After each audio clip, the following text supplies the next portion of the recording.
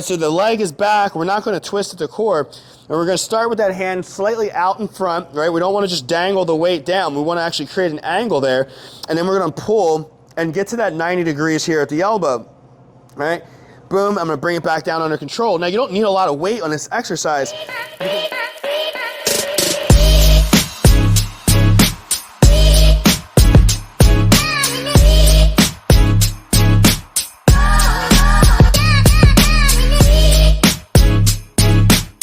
Hey, what's up guys? Coach Chris here. In this video, I'm going to be showing you guys a little strategy that I like to use when it comes to adding core training into my clients' workouts or into my own workouts. So the way I do this is I take a traditional core exercise and then I add another exercise in, maybe like a pulling exercise. So in this example, I'm going to be showing you our 2-point row. This is one of my favorite ones for rotary stability, meaning people who struggle with their core strength about being able to resist movement, rotationally around their spine. And why this is important is because this is where a lot of back injuries typically happen. It's usually when someone's in a twisting motion, reaching up over their head, twisting, reaching down for the ground, twisting. So we want to infuse these movements into our training to strengthen up our core so that we're not getting ourselves more likely to be injured.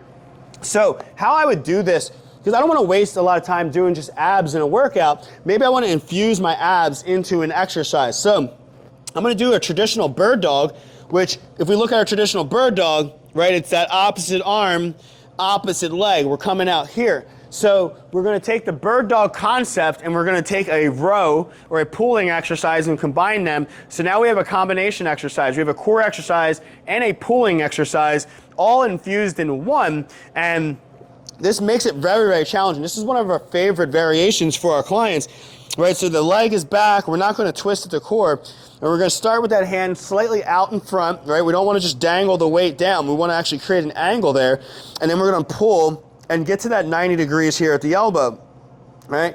Boom, I'm going to bring it back down under control. Now you don't need a lot of weight on this exercise, because what happens is, as you start to move your arm through space, you start to feel like your body has to readjust a lot. So if I'm up here, my body's readjusting differently than when my arm is down here. So you're just fighting the whole entire time as you do this exercise to really keep that core engaged and to make it nice and strong.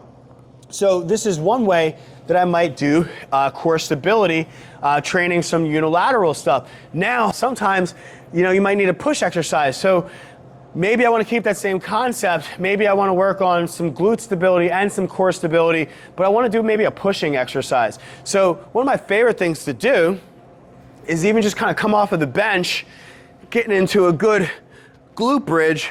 Maybe I hold it at the top with a single leg, so you can go right here and press, and this is going to get your core involved. But if you really want to get your core involved, you take your leg up, and now we're pressing, and we're bringing it down.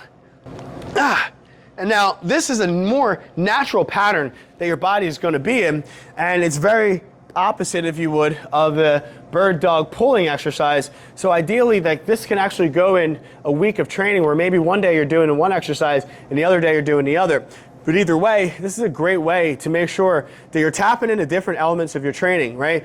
It's not just about getting your core strong, so don't just do the basic stuff like your abs, right? Throw the core into different exercises and teach your body and train your body how to actually brace effectively, because this is what's going to keep you safe from injuring your back. And as long as you stay safe from injury, you can keep showing up to the gym day in and day out, and that's what it takes in order to get the results that you want to see. So I hope you guys enjoyed this video. Make sure to like and subscribe and to send it to somebody else who you think it can help.